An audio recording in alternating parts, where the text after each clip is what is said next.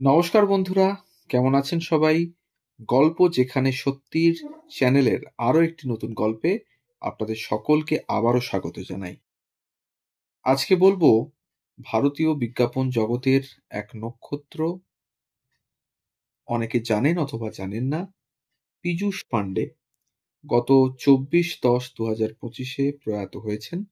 তার গল্প 70 বছর বয়সে প্রয়াত হয়েছেন দেশের বিজ্ঞাপন জগতের কিংবদন্তি পীযূষ পান্ডে।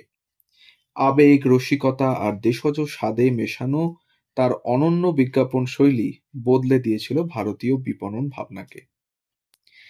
তো আজ থাকলো সেই পীযূষ পান্ডের জীবনীমূলক গল্প।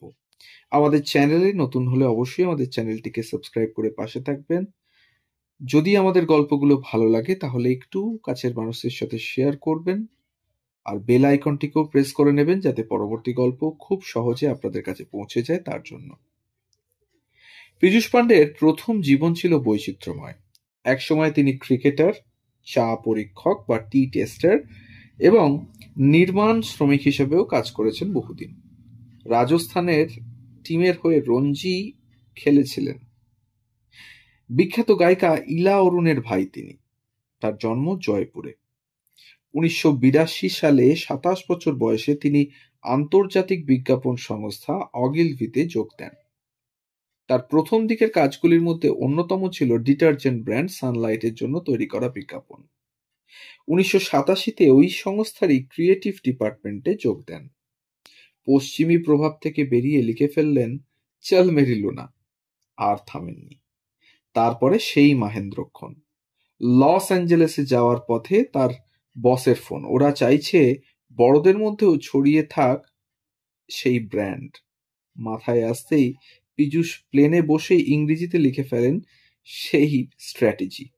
তবে ইংরেজি তো সবার কাছে পৌঁছবে না, ফলে মুম্বাইয়ে বসে তার কদম ছুঁয়ে খুঁজে ফেলেন সেল তুস খাস হ্যায় হাম সভি মে, এশিয়ান পেন্টসের বিজ্ঞাপন হর খুশি মে রং, ফেভিকলের একাধিক বিজ্ঞাপন কিংবা ভোডাফোনের, তখন নাম ছিল হাজ, এর পাক কুকুরের বিজ্ঞাপনের মতো অসংখ্য মিথ হয়ে যাওয়া বিজ্ঞাপনের স্রষ্টা এই পীযূষ পান্ডে।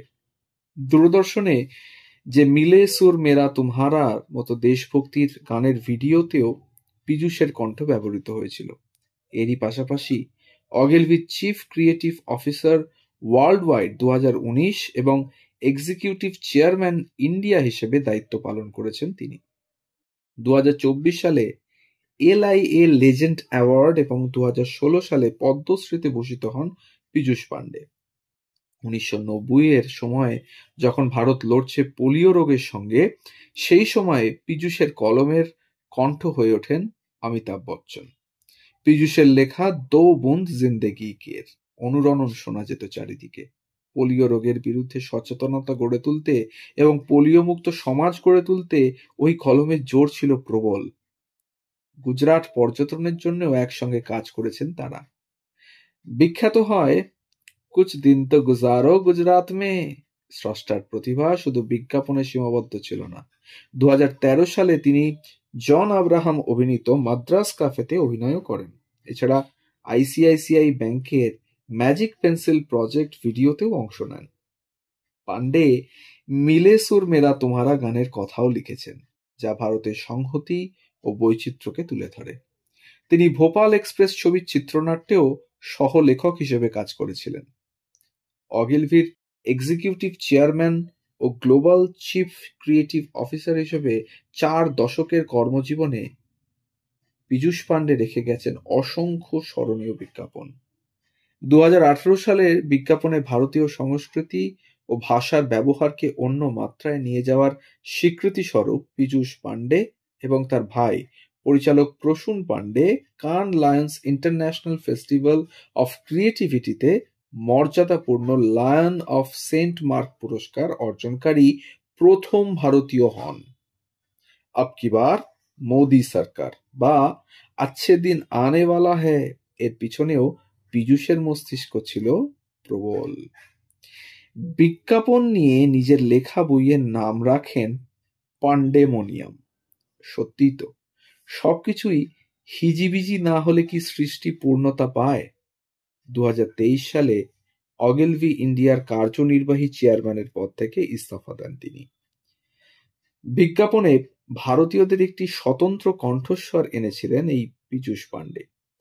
1955 সালে জয়পুরে জন্মগ্রহণ করেন পীযূষ পান্ডে এবং জয়পুরের সেন্ট জেভিয়ার স্কুলে পড়াশোনা করেন এবং দিল্লির সেন্ট স্টিফেন্স থেকে ইতিহাসে স্নাতকোত্তর ডিগ্রিও অর্জন করেন।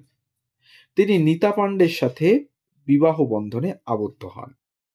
তিনি 1988 সালে জাতীয় সংহতি অভিযানের জন্য ভারতীয় দেশাত্মবোধক গান মিলে সুর মেরা তুমহারা লিখে ভারত বিখ্যাত হয়েছিলেন। তো এই ছিল পীযূষ পান্ডের সংক্ষিপ্ত জীবনী। বেশ কিছু তথ্য রাখলাম আপনাদের সামনে। যদি আমাদের গল্প ভালো লাগে তাহলে অবশ্যই আমাদের চ্যানেলটিকে সাবস্ক্রাইব করে পাশে থাকবেন, বেল আইকনটিকে প্রেস করে নেবেন যাতে পরবর্তী গল্প আপনাদের কাছে খুব তাড়াতাড়ি পৌঁছে যায় তার জন্য, আর একটু কাছের মানুষের সাথে শেয়ার করবেন আমাদের গল্পগুলো। সবাই ভালো থাকুন, সুস্থ থাকুন, ধন্যবাদ।